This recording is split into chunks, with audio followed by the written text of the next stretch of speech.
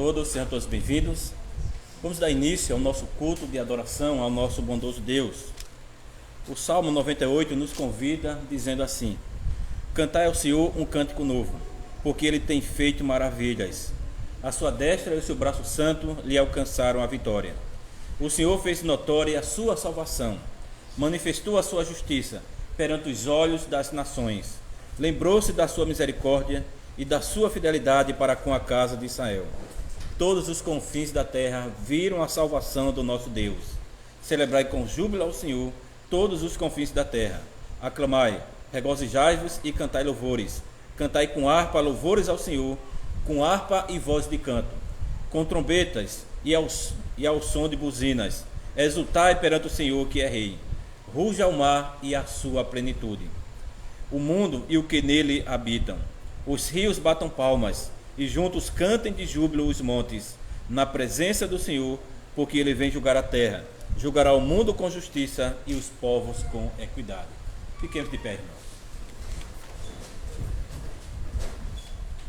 Amada igreja do nosso Senhor Jesus Cristo, onde está o nosso socorro?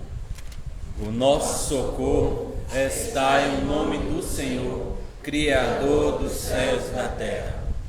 Graça e paz a vós outros, da parte de Deus nosso Pai e do Senhor Jesus Cristo. Amém. Irmão, vamos.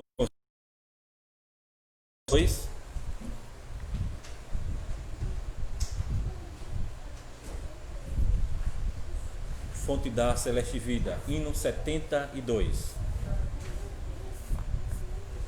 Então cantemos.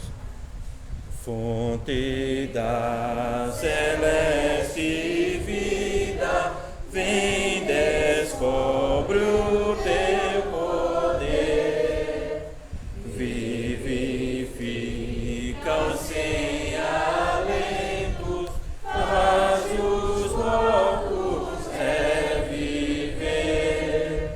Vida eterna, vida eterna, venha a todos conceder, venha a todos conceder, venha abrir teu santo livro, brilha a luz dos céus, esclarece todo engano e dos erros livra os teus. Alumia, alumia nossas almas, grande Deus, nossas almas, grande Deus. Na leitura dessa Bíblia, dá-nos gozo do Senhor.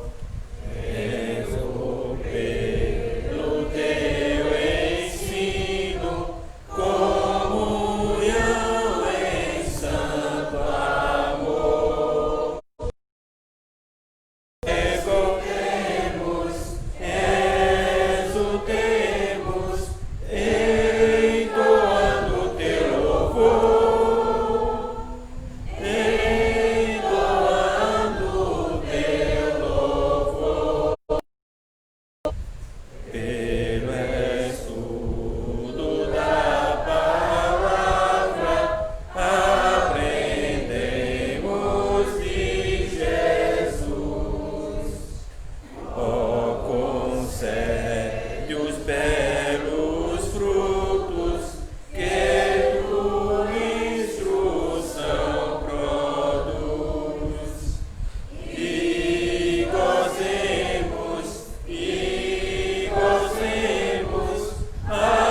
alegria, vida e luz. Alegria, vida e luz. Os irmãos podem sentar. E vamos orar ao nosso Deus. Oremos. Amado Deus, bondoso Pai, nós te damos graças pela tua bondade. Te damos graças pelo teu amor imenso, por esse momento que o Senhor nos concede. Ó Deus, concede misericórdia a cada um de nós. Nos ajuda neste culto, abençoando, Senhor, os nossos louvores, as nossas orações, as nossas ofertas. Abençoa a pregação da palavra, o nosso ouvir, Senhor. Nos ajuda para que em tudo façamos para a tua honra, para a tua glória. Nos edifica, Senhor, em tua palavra. Nos conforma à semelhança de Cristo. Nos torna cada vez mais semelhantes a ti, Senhor. Faz com que a cada dia possamos mostrar a tua luz, o poder do teu evangelho, o poder do Espírito Santo na nossa vida, com a mudança que o Senhor nos dá. Te rogamos, Senhor, sabendo que só tu podes fazer isto. Só tu és, Senhor, aquele que é capaz de nos conformar à tua semelhança. E é por isso que nós somente a ti. Queremos te rogar também, Senhor, pelos nossos irmãos enfermos. Lembramos nosso irmão Adeildo, que o Senhor continue ajudando, como também a sua família. Também queremos te rogar por Eric, que sofreu um pequeno acidente, Senhor, e por isso não pôde estar aqui, mas pela tua graça, ele está bem, Senhor. Concede graça a ele. Também, ó Deus, seja com aqueles de nossas igrejas, irmãs, congregações, que o Senhor continue abençoando-os também, dando a tua graça, que eles possam continuar consolados em ti. Ó Deus, abençoa, Senhor, nos ajuda. Em nome de Cristo nós te oramos. Amém. Irmãos, vamos abrir a palavra do Senhor no livro de Marcos, o Evangelho de Marcos, capítulo 1.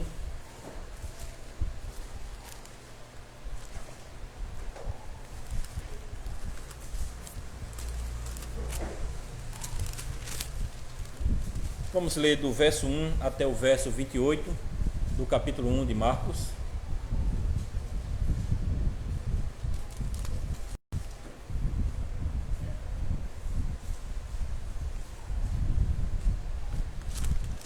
Marcos, capítulo 1, de 1 a 28. Diz assim a palavra do Senhor. Princípio do Evangelho de Jesus Cristo, Filho de Deus, conforme está escrito na profecia de Isaías: Eis aí envio diante da tua face o meu mensageiro, o qual preparará o teu caminho. Vós do que clama no deserto, preparai o caminho do Senhor, endireitai as suas veredas. Apareceu João Batista no deserto, pregando o batismo de arrependimento para a remissão de pecados. Saíam a ter com ele toda a província da Judéia e todos os habitantes de Jerusalém, e confessando seus pecados por ele no rio Jordão. As vestes de João eram feitas de pelos de camelo. Ele trazia um cinto de couro e se alimentava de gafanhotos e mel silvestre. Pregava dizendo: Após mim vem aquele que é mais poderoso do que eu, do qual não sou digno de curvando-me, desatar-lhe as correias das sandálias. Eu vos tenho batizado com água, ele, porém, vos batizará com o Espírito Santo. Naqueles dias veio Jesus de Nazaré da Galileia, e por João foi batizado no rio Jordão. Logo ao sair da água, viu os céus rasgaram-se, e o Espírito descendo como pomba sobre ele. Então foi ouvida uma voz dos céus: Tu és o meu filho amado, em ti me comprazo. E logo o Espírito o impeliu para o deserto, onde permaneceu 40 dias, sendo tentado por Satanás. Estava com as feras, mas os anjos o serviam. Depois de João ter sido preso, foi Jesus para a Galileia, pregando o Evangelho de Deus, dizendo: O tempo está cumprido, e o reino de Deus está próximo. Arrependei-vos e crede no Evangelho. Caminhando junto ao mar da Galileia, viu os irmãos Simão e André, que lançavam a rede ao mar, porque eram pescadores. Disse-lhes Jesus: Vinde após mim, e eu vos farei pescadores de homens. Então eles deixaram imediatamente as redes e o seguiram. Pouco mais adiante, viu Tiago, filho de Zebedeu, e João, seu irmão, que estavam no barco consertando as redes. E logo os chamou, deixando eles no barco ao seu pai Zebedeu com os empregados, seguiram após Jesus. Depois entraram em Cafarnaum, e logo no sábado foi ele ensinar na sinagoga. Maravilhavam-se da sua doutrina, porque os ensinava como quem tem autoridade, e não como os escribas. Não tardou que aparecesse na sinagoga um homem possesso de espírito imundo, o qual bradou: que temos nós contigo, Jesus Nazareno? Vieste para perder-nos? Bem sei quem és, o Santo de Deus. Mas Jesus o repreendeu, dizendo: cala-te e sai desse homem. Então o espírito imundo, agitando-o violentamente e bradando em alta voz, saiu dele. Todos se admiravam, a ponto de perguntarem entre si: que vem a ser isto? Uma nova doutrina? Com autoridade ele ordena aos espíritos imundos, e eles lhe obedecem. Então correu célere a fama de Jesus entre todas as direções, por toda a circunvizinhança da Galileia. E o texto da pregação são os versos 9 a 13 do capítulo 1, que diz: naqueles dias veio Jesus de Nazaré da Galileia, e por João foi batizado no rio Jordão. Logo ao sair da água, viu os céus rasgarem-se, e o Espírito descendo como pomba sobre ele. Então foi ouvida uma voz dos céus: tu és o meu filho amado, em ti me comprazo. E logo o Espírito o impeliu para o deserto, onde permaneceu 40 dias, sendo tentado por Satanás. Estava com as feras, mas os anjos o serviam. Até aqui.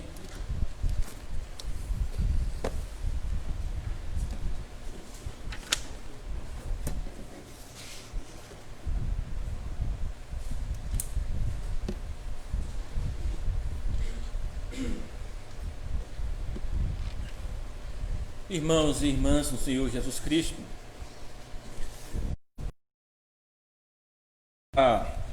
já vimos aqueles momentos em que os atletas alcançam a glória da vitória.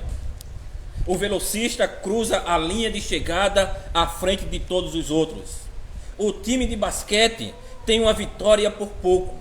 A ginasta consegue uma pontuação quase perfeita. Grandes comemorações seguem, com medalhas de ouro ou troféus sendo entregues aos campeões. Agora, o que vemos nestes momentos de triunfo é apenas um pequeno vislumbre de uma vida inteira que foi dedicada ao esporte, o culminar de anos e anos de preparação. Antes esses atletas, eles treinam sem parar, eles regulam cuidadosamente tudo o que comem e bebem. Eles estudam a forma e a técnica e praticam os mesmos movimentos indefinidamente. Então, finalmente vem o teste. Tudo se resume a uma única corrida, um jogo, uma competição que acaba muito rapidamente e você ganha ou perde. Jesus, nosso Salvador, teve seu próprio momento de teste. Em certo sentido, toda a sua vida foi um teste, mas Marcos nos fala sobre um teste em particular. Foi quando Jesus foi tentado pelo diabo. E mesmo que a história seja contada logo no início do Evangelho de Marcos, este teste também vem no final de muito treinamento e preparação. Jesus vive na terra há 30 anos, crescendo em corpo, crescendo em sabedoria. E nosso texto mostra que Jesus foi cuidadosamente equipado para essa competição. Antes de assumir uma tarefa, sua tarefa de lutar contra o diabo, ele recebe a afirmação e o poder celestiais. Antes de seu confronto com Satanás, Cristo está totalmente preparado, porque o fracasso aqui significa morte. enquanto o sucesso significa salvação e a imperecível coroa de glória. Há muito que depende da obra de Cristo, não apenas para Ele, mas para todos nós. E por isso, nessa noite, com base em nosso texto, eu vos proclamo a palavra do Senhor no seguinte tema: Jesus é preparado e então testado em sua obra redentora. Jesus é preparado e então testado em sua obra redentora. Em primeiro lugar, nós vamos ver batizado por João. Em segundo lugar, equipado com o Espírito. Em terceiro lugar, afirmado pelo Pai. E em quarto lugar, tentado por Satanás. Em primeiro lugar, batizado por João. A primeira parte de Marcos capítulo 1 é como o soar das trombetas antes da grande entrada, pois João prepara as coisas para a chegada de Jesus Cristo. E agora vem, Marcos coloca com naturalidade: naqueles dias veio Jesus de Nazaré da Galileia. Aqui está ele, finalmente, nosso Salvador, aquele mais poderoso que João Batista, aquele que batizará com o Espírito. Observe, porém, que ele vem de Nazaré da Galileia. Ele não aparece magicamente no meio das pessoas, mas ele é uma pessoa com um local, um endereço. No espaço entre o versículo 8 e 9, João Batista já está perdendo importância aqui. E quando Jesus chegar, o ministério de João já está basicamente terminado. Em apenas alguns versículos, no versículo 14, aprendemos que João foi colocado na prisão. Mas antes disso, é hora de uma última atividade de preparação. João batizará Jesus no Rio Jordão. Dos outros evangelhos, sabemos que João hesita em fazer essa tarefa. Ele é um servo tão indigno que ele diz que nem deveria estar tirando as sandálias sujas do pé de Jesus. Mas João se submeterá às instruções de seu mestre e batizará o Senhor. Talvez todos possamos assim imaginar este evento em nossa mente: João e Jesus parado no meio das águas do Rio Jordão. Mas vamos parar e considerar isso por um momento. Por que isso teve que acontecer? Que Jesus foi batizado. Lemos que o batismo de João era um batismo para arrependimento de remissão dos pecados. Porque o Filho de Deus precisa disso, uma cerimônia de lavagem. Ele é o único sem pecado e é aquele que não precisa mudar. Isso é verdade. Mas é assim que Jesus pode mostrar do que se trata toda a sua vida. Ele vai ficar com os pecadores ali. Cristo se identifica conosco e por meio de seu batismo diz que ele é um de nós. Quem é este homem na água com João? Sim, ele é o Filho de Deus, mas ele também é o nosso irmão. Jesus se une a nós para que o Senhor faça cair sobre ele a iniquidade de todos nós. Este momento de batismo também é uma preparação, então. É uma preparação para mais humildade. Em sua vida, Jesus havia se humilhado, sendo concebido e nascido como pessoa. É aqui que tudo continua. Humilhado no seu batismo, lavado com a mesma água que lavou pecadores, água que se tornou negra com o pecado. Mais tarde, Cristo será humilhado pela perseguição de seus inimigos, e então totalmente humilhado em sua morte lá na cruz. Por meio dessa humilhação total, ele está conosco, ombro a ombro, com o povo de Deus, sofrendo o tempo que queríamos ter sofrido. Isso é algo surpreendente sobre o seu batismo. Uma verdade profundamente consoladora para cada um de nós pecadores. Como está Cristo, Ele está com a gente, Ele está conosco em nossa culpa, Ele está conosco em nosso pecado, Ele está conosco em todo o quebrantamento do ser humano, conosco para que possa nos ajudar, para que possa nos curar. De pé nas águas do Jordão, Jesus mostra o que Ele está disposto a fazer, que será um Messias para todos, um Salvador para todos que nele confiam. Então chegamos ao nosso segundo ponto: equipado pelo Espírito. Se você olhar para trás em Marcos capítulo 1, você verá o título deste livro: O Princípio do Evangelho de Jesus Cristo. Não é apenas Jesus, mas é Jesus Cristo. Essa é uma parte essencial da história de Marcos, que Jesus é o Cristo. Todos nós aprendemos com o catecismo que Cristo significa o ungido. É alguém que foi designado para uma tarefa especial por Deus e que também recebeu as ferramentas para fazer essa tarefa. Que isso é verdade para Jesus é visto no que acontece imediatamente após seu batismo. Jesus viu os céus rasgaram-se, dizendo assim, viu os céus rasgarem-se e o Espírito descendo como pomba sobre ele. Como os céus se separaram. Não é como se Jesus visse uma portinha se abrindo a quilômetro de altura. O céu está muito mais perto do que isso. O céu na Bíblia frequentemente significa a dimensão oculta do poder e da presença de Deus, aquela realidade celestial que está atrás das coisas comuns ao nosso redor, como se uma cortina invisível bem em nossa frente fosse puxada. Pensem quando Eliseu abre os olhos do jovem em Dotã e ele vê os exércitos celestiais ao redor da cidade. É assim que o céu está perto de todos nós. É assim que ele é real para cada um de nós. Então o céu se abre e Deus unge o seu Filho, Jesus Cristo, com o poder do Espírito Santo.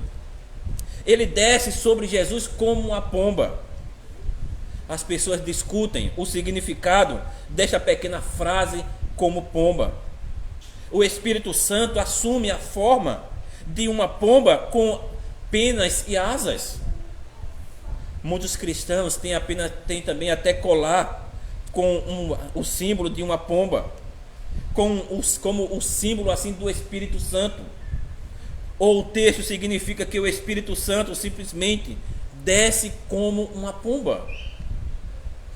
Ou seja, isso significa que as pessoas veem o Espírito gradualmente baixando sobre Jesus como uma pomba ou qualquer outro pássaro, descendo suavemente em seu ninho, flutuando para baixo. Provavelmente devemos imaginar uma pomba de verdade. Uma pomba era um símbolo, e mais precisamente uma pomba era um símbolo da presença de Deus também. Desta forma era óbvio para todos que estavam assistindo lá no Jordão. Eles puderam reconhecer que aquele momento era especial. Era o momento em que Jesus realmente é o ungido de Deus. Ele foi designado para o serviço. Ele foi marcado como tendo o Espírito Santo. Mas a pergunta é, ele precisava do Espírito Santo? Ele não era Deus e, portanto, capaz de todas as coisas? Ele era. Mas Jesus também é um homem. Lembre-se de que ele vem de Nazaré da Galileia. Ao começar seu trabalho na terra, ele enfrenta as limitações que nós estamos familiarizados. Limitações de energia, de resistência, de precisar comer e dormir. Jesus também será tentado por todas as coisas que nós conhecemos. Confiar em si mesmo, esquecer de Deus, ser cruel com aqueles que se intrometem em seu caminho. Como homem, Sem o dom do Espírito, sua missão terminaria em fracasso antes de começar. Como um carro sem gasolina ou um barco à vela sem vento. É a pessoa sem o Espírito Santo, sem vida e inútil para Deus. Ele precisa do Espírito de Deus. Com esta unção, ele está pronto, com um equipamento para a competição que está chegando. Basta observar o que acontece logo após o seu batismo. E logo o Espírito o impeliu para o deserto, que é onde ele enfrenta o diabo. O mesmo Espírito que o capacita, então, o envia para o teste. E o Espírito está lá para equipá-lo, para ajudá-lo. Como veremos, o Espírito Santo dá a ele uma vitória gloriosa. Agora lembre-se do que João Batista prometeu sobre Jesus. Apenas 2 versículos antes, ele disse às multidões: ele batizará com o Espírito Santo. Qualquer pessoa que presta atenção no batismo de Jesus pode tirar apenas uma conclusão: o Espírito que ungiu Jesus também ungirá você. O Espírito que está capacitando o ministério de Jesus na terra é o mesmo Espírito que nos capacitará. Ele vai batizar você com este mesmo Espírito Santo. Irmãos, pondere por um momento sobre o que nós temos. O mesmo Espírito que capacitou Cristo para fazer a vontade de Deus. O mesmo Espírito que ajudou Jesus a rejeitar as maiores tentações que o diabo poderia imaginar. O mesmo Espírito que preparou Jesus para amar, perseverar e orar. O mesmo presente foi dado a você, foi disponibilizado a você. Às vezes, tendemos a pensar muito pouco no poder do Espírito Santo. Ouço quando desistimos das pessoas, arrepende ou que luta há tanto tempo dizendo: ele nunca vai mudar, não pode mudar, mas o Espírito não pode mudá-lo. Ou olhamos para a igreja e pensamos que não há esperança para ela, simplesmente não há entusiasmo suficiente, não há amor suficiente. Mas o Espírito não pode mudar a vida da igreja. Em nossa própria vida também. Nem sempre damos ao Espírito o que é devido. Claro, dizemos: eu tenho o Espírito, ele me traz conforto quando estou para baixo, ele alivia minhas preocupações quando estou com medo. Vemos o Espírito como uma espécie de bebida energética. Precisa de um impulso rápido, você o procura. Quanto ao resto, porém, o Espírito está na prateleira e esquecido ali. Mas o Espírito de Cristo é maior do que isso. Ele merece mais do que isso. Seu Espírito desce como uma pomba e faz morada em nós. Você é seu ninho, você é o seu templo. Não é uma casa temporária, mas permanente. E precisamos do Espírito Santo. Precisamos dele o tempo todo em nossa vida. Quando uma pessoa tem o Espírito Santo, ela é levada a ver a glória de Cristo, seu Salvador, a confiar nele e a adorá-lo. Quando uma pessoa tem o Espírito Santo, ela está pronta para fazer a vontade do Pai. Quando uma pessoa tem o Espírito Santo, ela odeia o pecado e persegue a santidade. Portanto, nós precisamos dele. Por meio do Espírito, Jesus é o Cristo. E por meio do Espírito, podemos seguir a Cristo. Então peça a Deus por esse dom do Espírito.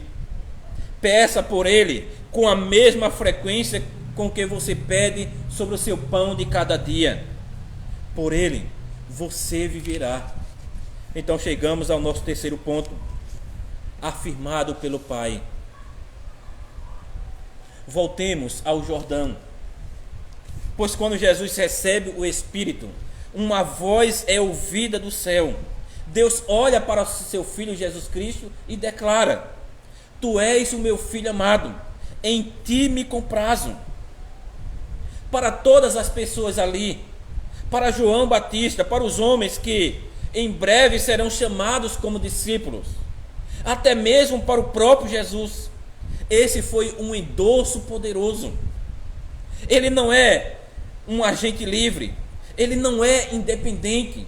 Jesus está na terra como o Filho, comissionado, aprovado e enviado pelo Pai. Quando o Pai fala com o seu Filho amado, nós ouvimos ecos do Antigo Testamento.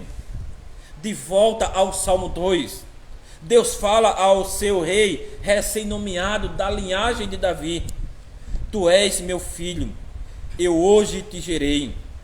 Ou Isaías 42, Deus diz sobre a vinda de Cristo: Eis aqui o meu servo, a quem sustenho, o meu escolhido, em quem a minha alma se compraz.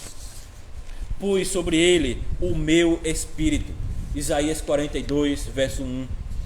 Da mesma forma, o Pai confirma sua missão aqui em Marcos 1. Jesus é quem abrirá o caminho para os pecadores. Esta é a grande despedida, da missão de Jesus.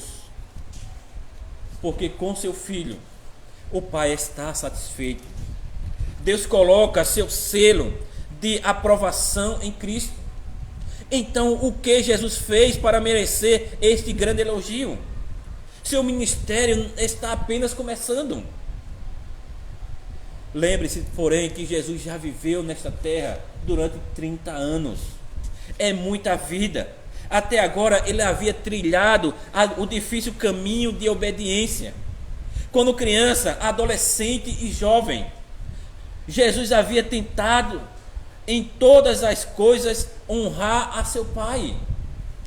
E isso manterá seu foco até o dia de sua morte na cruz. Jesus será um filho adequado e viverá como um filho fiel até o fim. Jesus em seu ministério sempre retorna ao que seu Pai deseja. Ele orará até mesmo durante sua agonia no jardim do Getsêmani: Pai, se queres, passa de mim este cálice. Contudo, não se faça a minha vontade, e sim a tua. Com este filho, o Pai está satisfeito. Mas bem no final, vemos que apesar da fidelidade de Jesus, apesar de sua obediência, rejeita o filho. Pendurado na cruz, vemos Jesus deixado na escuridão. Bem satisfeito, torna-se abandonado. E o Pai vira o rosto. Em vez de louvar a seu filho, ele o pune. Em vez de elogiá-lo, Deus o amaldiçoa. Isso não é injusto, meus irmãos. É o coração da nossa redenção. Pois isso é o que o Filho fez de bom grado por nós. O Filho deu o que não podemos dar: obediência a Deus. Então ele carregou o que não podemos carregar: a condenação. Somente pelos méritos de Cristo, o Pai concede graça a nós pecadores. Somente por causa de seu Filho, o Pai nos adota como seus. Isso é o que significa. Porque Deus está satisfeito com Cristo. Ele agora está satisfeito conosco. Ele nos aprova. Ele nos honra. Ele nos abençoa. Agora olha para nós e nos vê como somos. E não nos vê como somos em nós mesmos. Em nós mesmos, nós estamos sujos, cobertos de vergonha, fracos e indignos. Mas não é assim que Deus olha para nós. Ele olha para nós em Cristo. Em Cristo somos curados. Em Cristo somos aperfeiçoados. Em Cristo somos feitos filhos e filhas legítimas por meio de Jesus Cristo. É assim que você ora ao Pai por tudo que Ele prometeu em sua palavra. É assim que você pode depender do Filho para obter força e consolo. E é assim que você pode pedir com ousadia o poder do Espírito Santo e pedir o seu Espírito. Que privilégio você e eu temos. E então pense no exemplo que temos do próprio Cristo. Os pais fazem isso às vezes e esperam que os filhos mais velhos deem um bom exemplo para os mais novos. Aí eles falam também: você deveria ser mais parecido com o seu filho, com o seu irmão, da melhor forma possível. É o que temos em nosso irmão em Cristo. O Filho eterno nos ensina, filhos e filhas adotivos, como isto é feito. Temos que perguntar como Jesus viveu, como ele adorou, como ele falou com seu Pai. Esta é a vida que você e eu somos chamados a viver, conforme somos conformados à imagem de Cristo. Somos chamados a uma vida na qual Deus dirá: com você eu estou satisfeito. E chegamos ao nosso quarto e último ponto: tentado por Satanás. Agora vamos para a prova. Jesus foi preparado para isto, batizado por João, ungido com o Espírito Santo, afirmado como o Filho amado. Agora para entrar no campo de batalha, e logo o Espírito o impeliu para o deserto. Isso mostra como essas tentações eram, na verdade, parte do plano de Deus para seu filho, não um ataque inesperado do lado cego. Não, o Espírito obriga Jesus a sair. Aprendemos com isso que as provações são garantidas.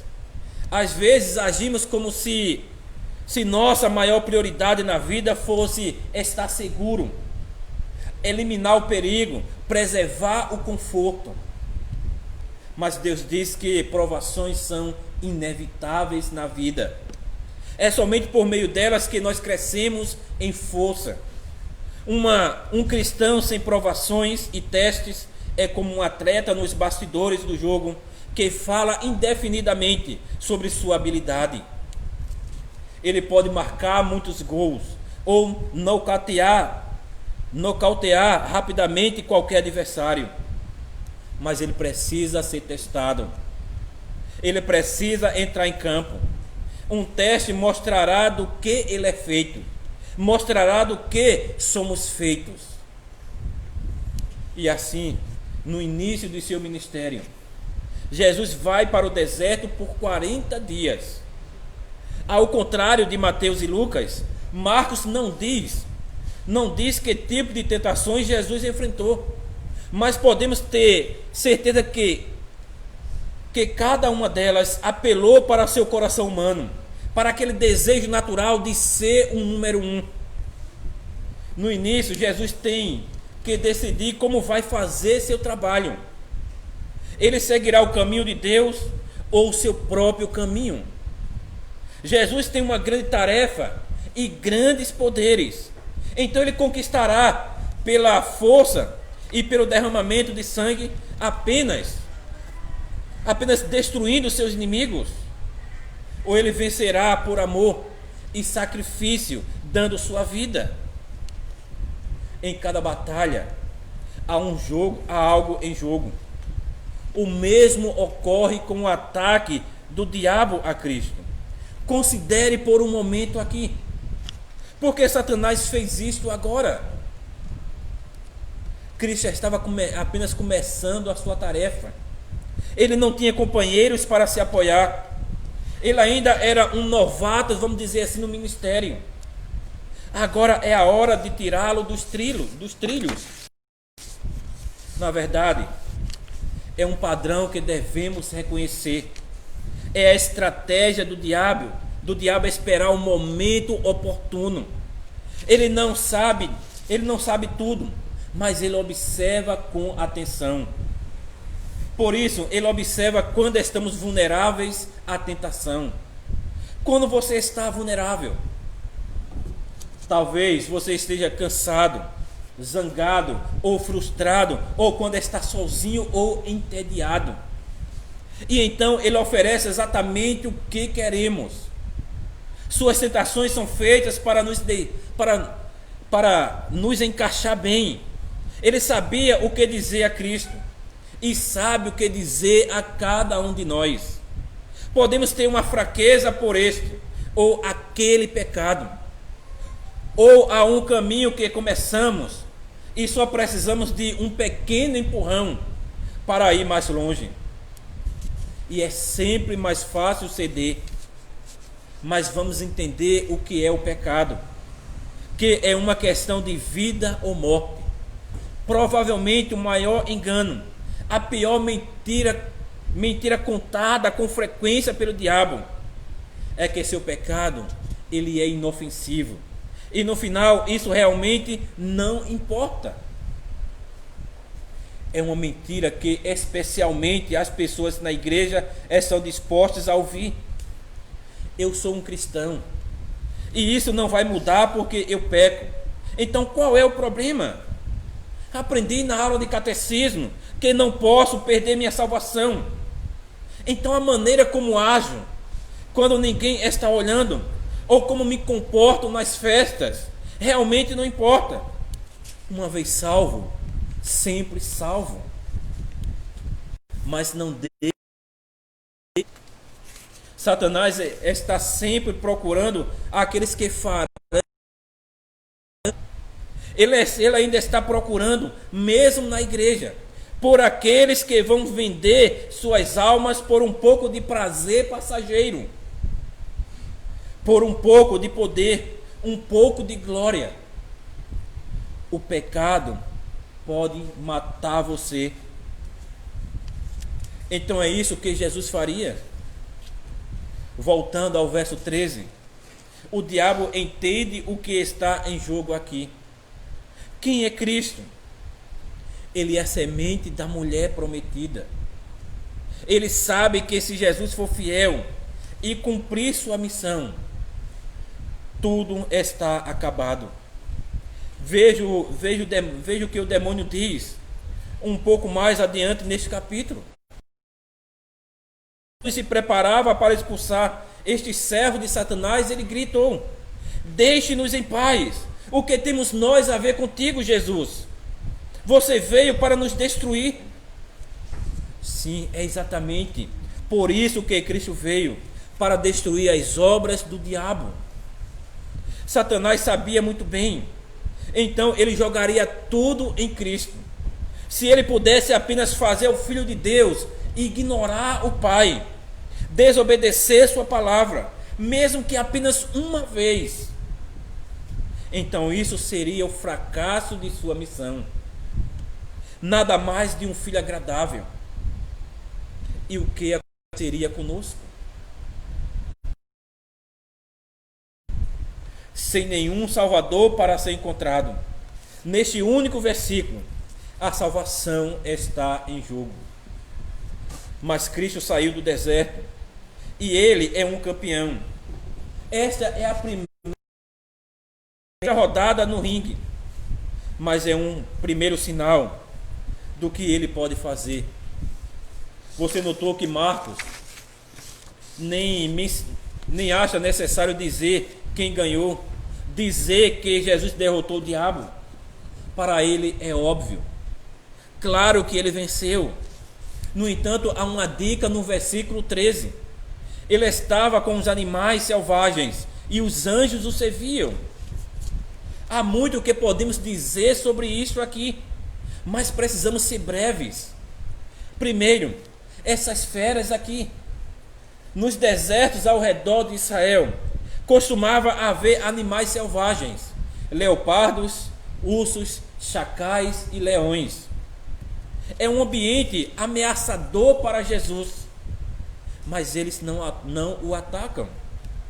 Cristo está entre eles, ileso. Já aqui no deserto, ele está mostrando seu domínio, mostrando que ele é o Senhor. Esta foi a promessa de Deus para o seu povo no Salmo 91, verso 13. Você pisará o leão e a cobra, pisoteará o leão forte e a serpente. Jesus tem poder neste reino, assim como ele tem poder sobre o reino dos demônios. Lá fora no deserto, vemos que ele está começando a reverter a maldição. E em segundo lugar, os anjos.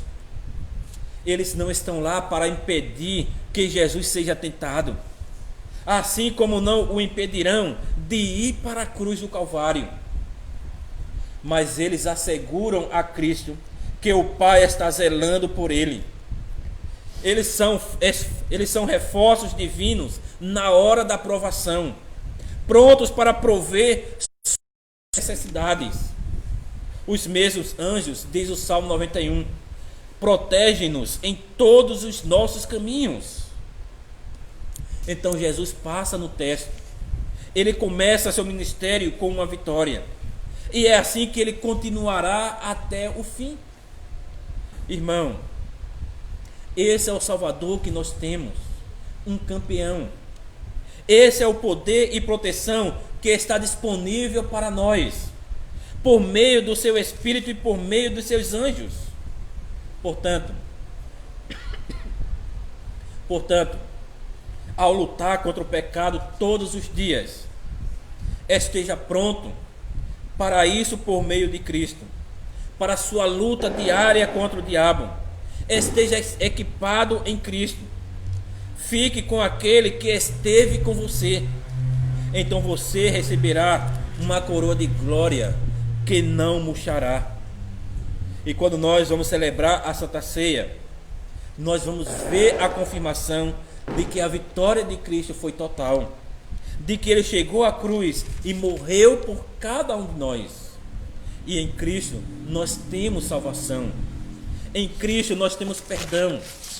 Em Cristo nós recebemos todas as bênçãos. Irmãos, que o Senhor Deus nos dê sempre este consolo e conforto, para que em tudo possamos lembrar de que o nosso Salvador está sempre do nosso lado para nos ajudar. Amém. Oremos ao Senhor. Amado Deus, bondoso Pai, queremos te agradecer pela tua palavra, pelo teu encorajamento, te agradecer pelo nosso Salvador, que é um vitorioso que nos dá a salvação que nós não tínhamos, um vitorioso que nos dá tantas bênçãos, Senhor. Nos ajuda, Senhor, a estarmos sempre lembrando de Cristo, a buscarmos nos parecer cada vez mais com o nosso irmão e Senhor. Nos ajuda, Senhor. Faz com que estas palavras que ouvimos frutifiquem, Senhor, em nossos corações. Faz com que dia após dia lembremos de tua graça, Senhor. Nos ajuda, ó Deus. Perdoa nossos pecados. Esta é nossa oração em nome de Cristo. Amém. Irmão, fiquemos de pé e vamos cantar o hino 89.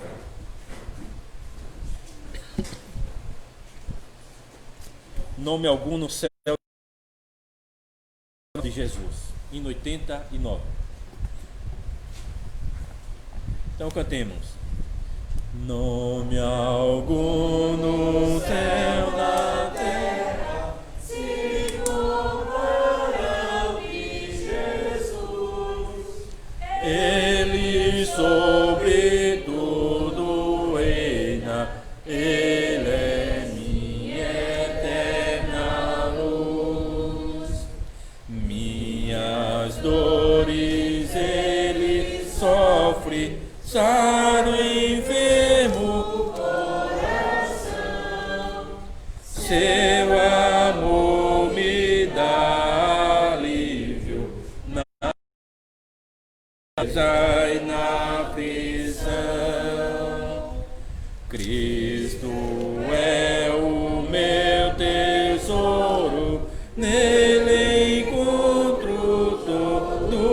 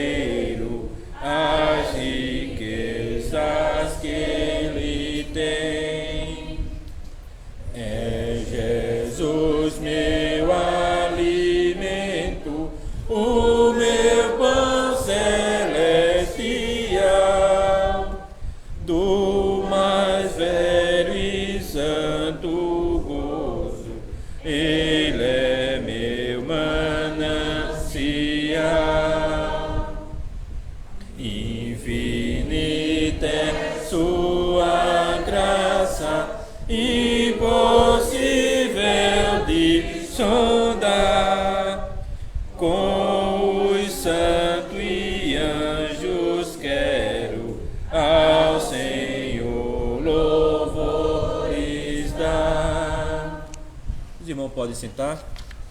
E vamos agora passar para a leitura da fórmula para a celebração da Santa Ceia.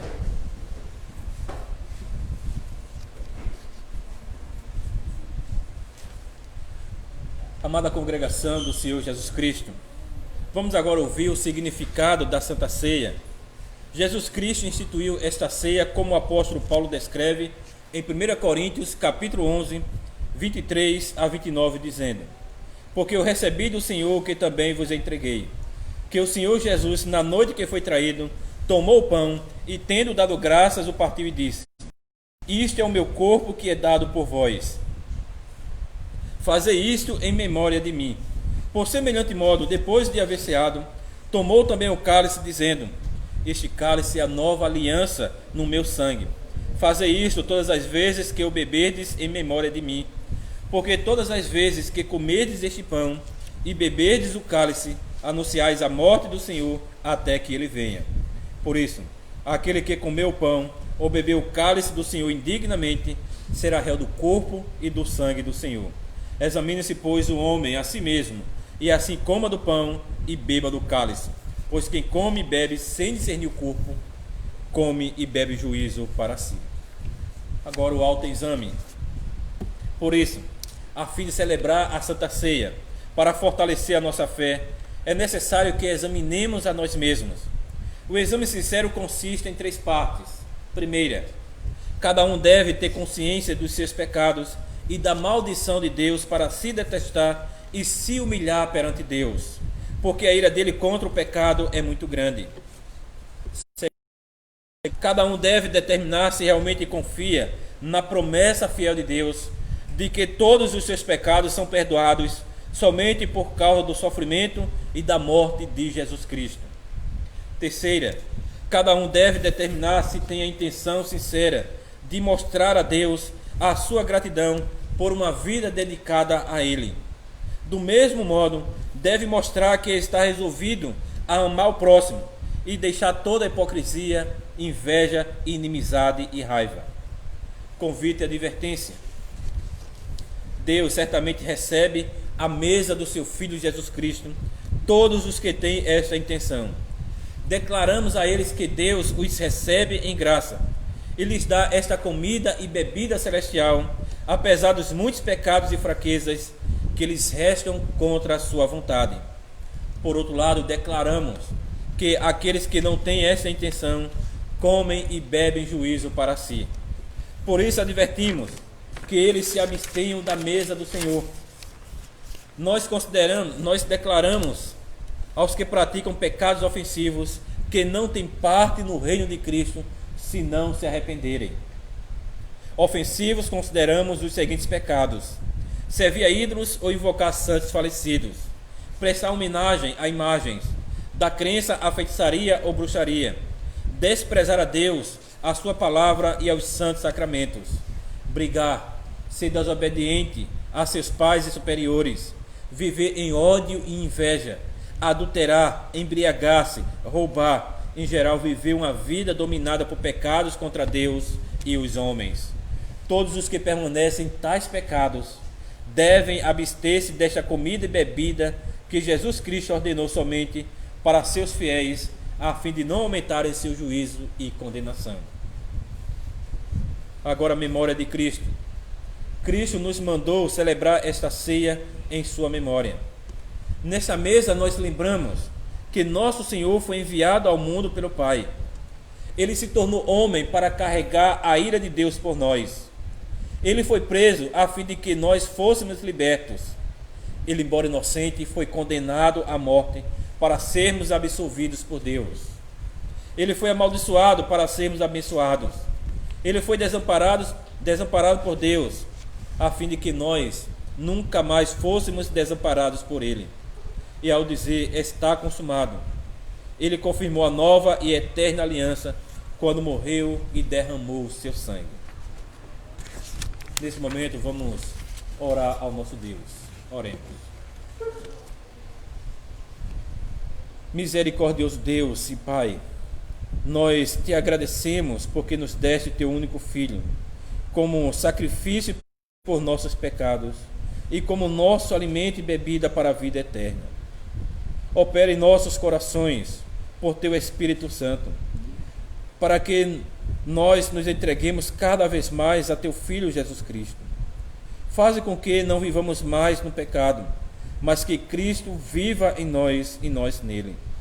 Fortalece-nos de que serás sempre nosso Pai bondoso, que nos dá tudo o que precisamos para o corpo e a alma. Concede-nos a tua graça, para que alegremente neguemos a nós mesmos, tomemos a nossa cruz e confessemos o nosso Salvador. Ensina-nos a aguardar o nosso Senhor Jesus Cristo, que transformará os nossos corpos humilhados em semelhantes ao seu corpo glorioso e nos levará para estarmos para sempre com Ele. Esta é a nossa oração, Senhor, em nome de Cristo. Amém. Irmãos, para sermos alimentados com Jesus Cristo, que é o verdadeiro pão celestial, não devemos nos apegar aos sinais de pão e vinho. Devemos levantar os nossos corações a Jesus Cristo, o nosso intercessor à direita do Pai. Creamos firmemente que seremos alimentados com seu corpo e sangue, tão certo como recebemos este pão e esta bebida em sua memória. Irmãos, aqui nós temos em nosso meio alguns irmãos das igrejas reformadas do Brasil. Então temos da Igreja Reformada de São José da Coroa Grande o presbítero Bruno e a irmã Marluce. Priscila não está presente. Então esses irmãos, eles trouxeram cartas para participar da mesa do Senhor, e o conselho abriu a mesa para os irmãos. Temos também nossa irmã Jéssica. Nós estamos com a carta de recebimento de membresia, mas ainda não tratamos em reunião, porque não tivemos reunião para isso, mas teremos em breve. Então a nossa irmã pode também participar da mesa conosco.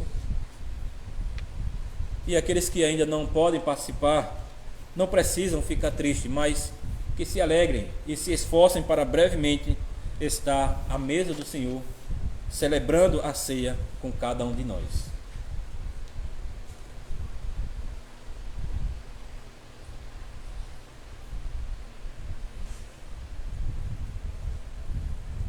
O pão que partimos é a comunhão do corpo de Cristo.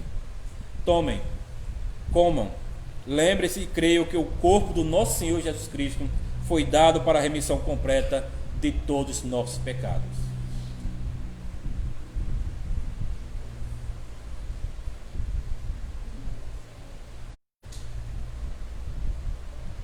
Eu peço ao presbítero Williams que possa dar aos irmãos, passar os elementos.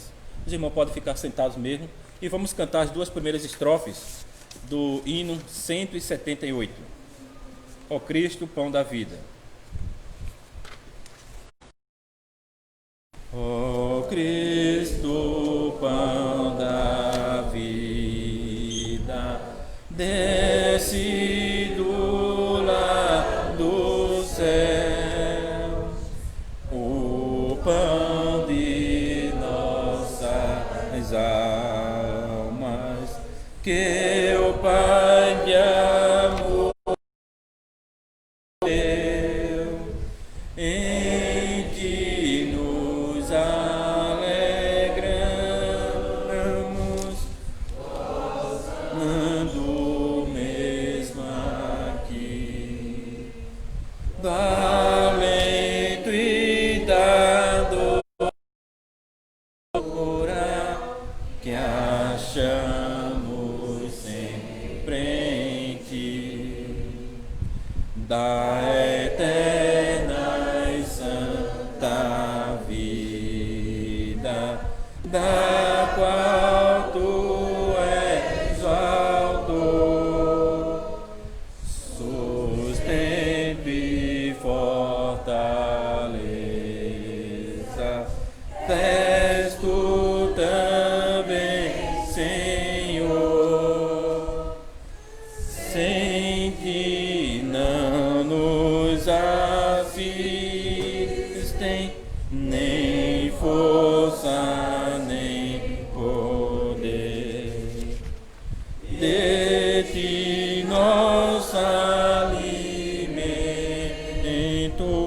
queremos nós viver. Irmãos, podemos comer o pão?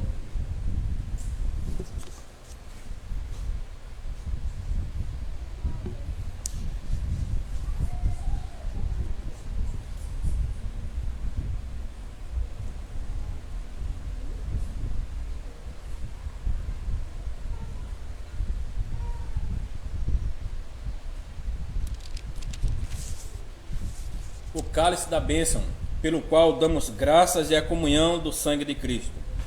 Tomem, bebam, lembre-se e creio que o precioso sangue do nosso Senhor Jesus Cristo foi derramado para a remissão completa de todos os nossos pecados. Vamos cantar a nossa última estrofe.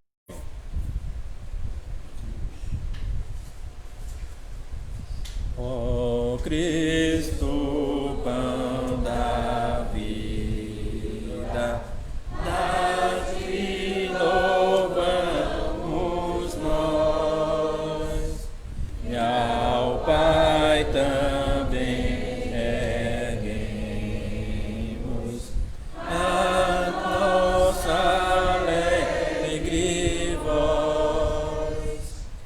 Agradecemos sempre o amor que aqui nos deu, sustento verdadeiro no santo pão do céu.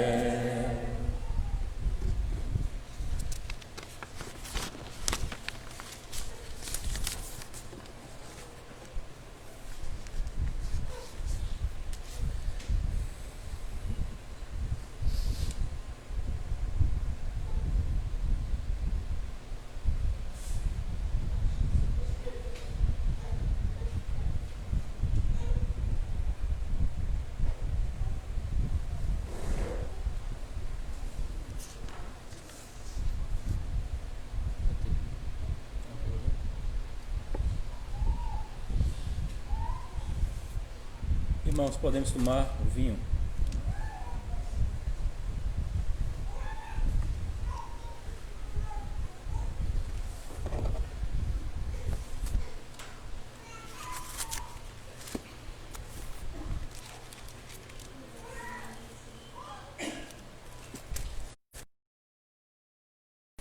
Irmãos, o Salmo 133 diz assim: Oh, como é bom e agradável viverem unidos os irmãos. É como óleo precioso sobre a cabeça, o qual desce para a barba de Arão, e desce para a gola de suas vestes. É como o orvalho do Hermon, que desce sobre os montes de Sião. Ali ordena ao Senhor a sua bênção, e a vida para sempre.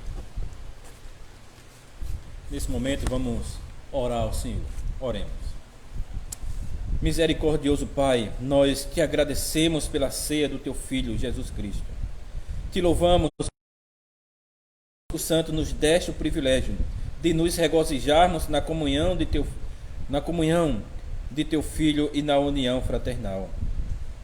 Agora fortalecidos em nossa fé, por esta ceia, Senhor, nós te rogamos para que demos frutos de gratidão. Faze com que nós mostremos em toda a nossa vida o amor sincero a Ti e uns aos outros.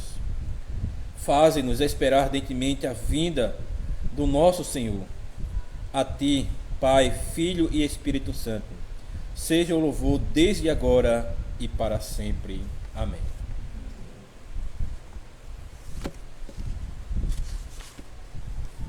Irmãos, vamos colocar de pé e vamos confessar nossa fé com as palavras do Credo Apostólico.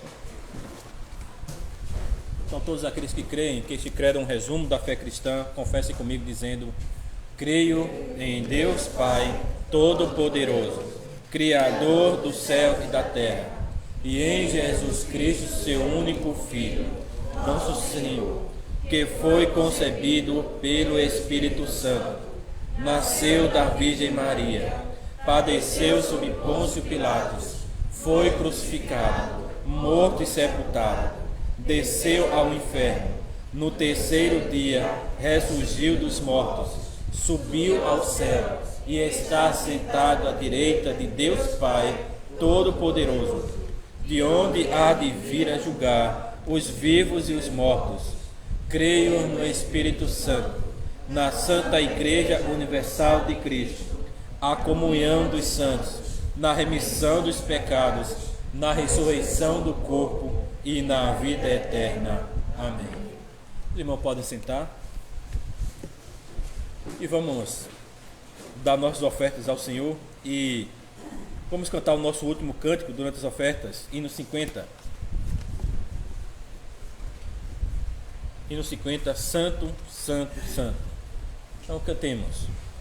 Santo, Santo, Santo, Deus onipotente, cantam de manhã nossas vozes com ardor. Santo, Santo, Santo, bom e verdadeiro, és Deus triunfo, excelso Criador. Santo, Santo, Santo, todos os remidos, juntos com os anjos, proclamam teu louvor. Antes de formar-se o firmamente a terra, eras e sempre és, e has de ser, Senhor. Santo, Santo, Santo, nós os pecadores não podemos ver tua glória sem tremor. Tu somente és santo, só tu és perfeito, Deus soberano, imenso em teu amor. Santo, Santo, Santo, Deus onipotente, tuas obras louvam teu nome com fervor. Santo, Santo, Santo, justo e compassivos, és Deus triunfo, excelso Criador.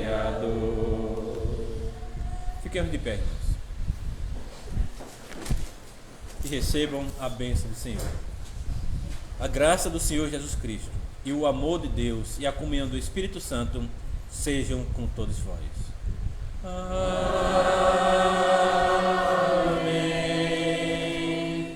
Amém. Amém.